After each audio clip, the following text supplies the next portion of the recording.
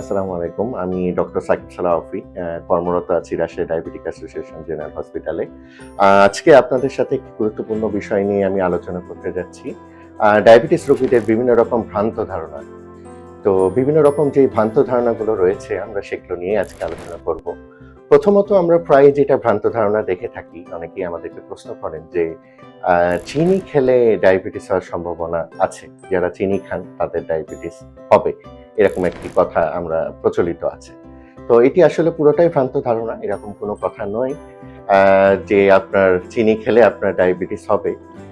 বরং আমরা এটা বলে থাকি যাদের ডায়াবেটিসে যারা আক্রান্ত হয় তাদেরকে আমরা একটু শর্করার মাত্রাটাকে পরিমিত করার চেষ্টা করি। কিন্তু চিনি খেলেই যে ডায়াবেটিস হবে বিষয়টা এরকম নয়।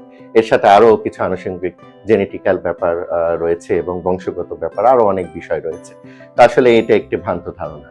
এবং দ্বিতীয় ভ্রান্ত ধারণা আরেকটি যেটা রয়েছে, অনেকেই আমাদেরকে প্রশ্ন করে থাকেন যে একবার যারা ইনসুলিন নেন ডায়াবেটিসের চিকিৎসায় সারা জীবন ইনসুলিন নিতে হবে বা ইনসুলিনটা শেষ চিকিৎসা।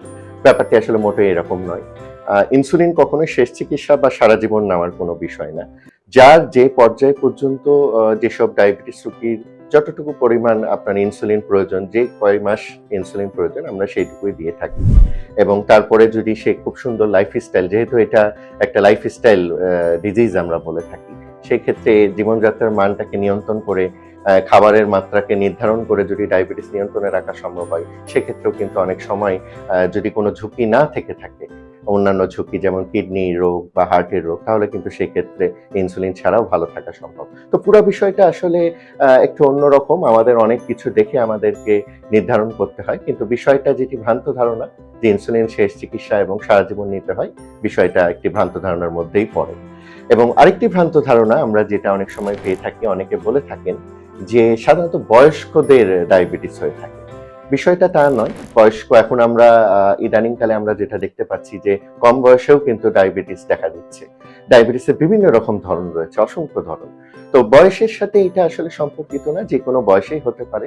এছাড়া জেনেটিক্যাল কিছু ব্যাপার থাকে যার কারণে আমরা বলি এটা একটা বংশগত রোগ। তো এরকম কিছু বিষয় রয়েছে। কিন্তু যে ভ্রান্ত ধারণাটা আপনাদের রয়েছে যে শুধু বয়স্কদের হয়, বিষয়টি তা নয়। এছাড়া আরেকটি আমরা ভ্রান্ত ধারণা পেয়ে থাকি, প্রায়শ অনেকেই বলে থাকেন যে ডায়াবেটিস রোগীর দের ক্ষেত্রে সাধারণত খাবার মনে হয় কম গ্রহণ করতে হবে। অনেকে বলে, ডাক্তার সাহেব আমাদের কি খাবার কম করে গ্রহণ করা লাগবে নাকি? বিষয়টা আসলে সেটা না।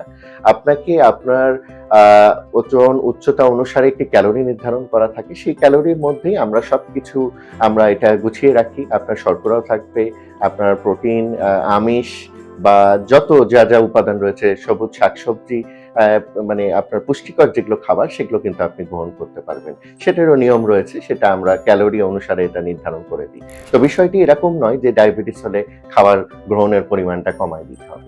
তো এই যে এই বিষয়গুলোই, আমাদের এই ভ্রান্ত বিষয়গুলো আপনাদের মনে অনেক সময় প্রশ্ন থাকে।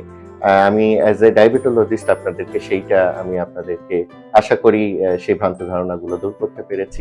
এছাড়া আপনাদের কোনো প্রশ্ন থাকলে আপনারা সেটা আমাদের কমেন্ট বক্সে আপনারা চাইলে করতে পারেন। আমরা সেটা উত্তর দেওয়ার চেষ্টা করব। তো আজকের আমাদের আলোচনা এইটুকুই। আপনারা সকলে ভালো থাকবেন, সুস্থ থাকবেন। আপনাদের সকলের সুস্বাস্থ্য ও সুন্দর জীবন কামনা করে আমার বক্তব্য শেষ করছি। ধন্যবাদ সবাই।